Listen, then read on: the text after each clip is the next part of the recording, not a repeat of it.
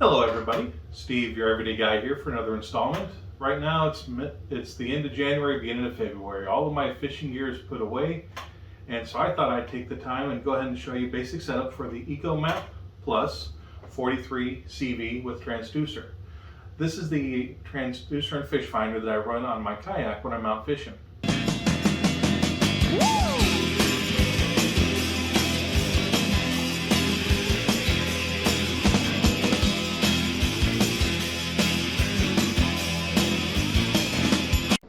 Before we get into the video, please take just a moment to hit that like button. Let me know that you're enjoying watching this video, and don't forget to subscribe. That way when new videos get uploaded, you're notified.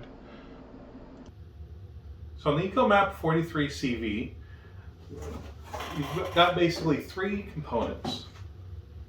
You've got your power, you've got your transducer, and you've got your unit. And of course, the base, which I consider part of the unit anyways. One of the things you'll notice when I'm is that I've got them zip tied up. This is how I store them, that way I don't have to worry about the cords being loose. Zip ties are an invaluable thing to use. Always have them with you on your boat. They're real small, carry along with them. Carry a pair of clippers, that way you can clip them as you need to, re-zip tie whatever you need to. That way you can keep your boat organized and clutter-free. You don't have to worry about cords getting all tangled up. The other option is you use the twist ties, like this that came with it. As you can see, this kind of looks like a still big old knot, whereas this much more organized. So the first thing you're going to have to worry about when you get out of the box is that it's going to just be bare wires. So how are you going to connect that to the battery? Some people just wire it in directly to a regular battery. For me, I like to use a battery box. On my battery box, I've got this type of adapter, and so what I do is I soldered a connection right onto there, and you can see I've got the nice neat soldering there, and I've got the heat shrink there. That way that keeps it all nice and tight and keeps the water out. Up here, these are just loose wires that I put up here, and so what I did is I simply wrapped the electrical tape around them. That way that kind of keeps them up in the future. If I put it on something that I need it on, I can. So that's the power cable. The next part is the transducer. So this right here is the transducer. This here is does not come with it. This is actually a Scotty mount I use to mount it to my kayak. For those of you that are interested, it's the Scotty mount 0141. It mounts on my rail. This loosens up, then I can adjust this as I need to put it off at just the right angle on my kayak. So that takes us to our connections. So here's our connection for our transducer. Here is our connection for our power. And what those are going to do is this is our base. On the back of the base is this little cover. This just slides right off. And then this will clip into there once we get them there. So the first thing I'm going to do is I'm going to take this and I'm going to clip it onto the base. One of the things I want to point out is this section right here, this does not come with it. This is another Scotty product. I'm a big fan of the Scotty products. I know some of you use Rebzilla or Yak Attack. It's whatever one you like. I personally prefer the Scotty mount. It's very affordable. This base here is the 0368. I'm going to try to remember to put a link to both of these in the description. That way if you're interested you can find them. So the first thing you do is you're going to take your power and you're going to take your sonar. This is where it gets a little tricky, because when you look at those are the same hookup. Now the difference is going to be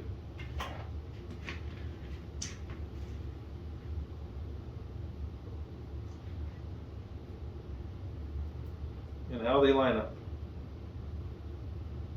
So I don't know if you can really see these. This is a flat side right here, and on top is the notch. On this other one, this is the flat light, and to the side is the notch. And so what you're going to do is you're going to line these up, and this one has the notch on the side. So that's going to clip into there. And on the side, it's going to clip into there. So the other one is going to go right over onto this side. Now the cool thing is once those are in, you're going to take this, put that on, and it's going to lock right into place.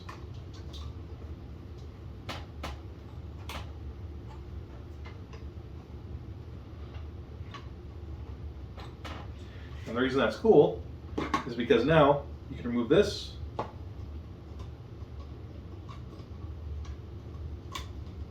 Yeah, looks like I didn't have it on right. There. So once you have those all the way in there like that, you can see them poking through. This little clip just goes right on here, slides them back and slides down. That keeps these from pulling out. So what it does is that just simply clips in there. Now if those are clipped in, that's not going to go anywhere. And then of course, because I'm using the Scotty mount, that just ties right onto the Scotty base. Then that's the nice thing is this tilts up and down. You can run these as you need to. Of course, here's what the back looks like. And you can take it in the front. And I'll turn it sideways so you can see what you do. Simply release this.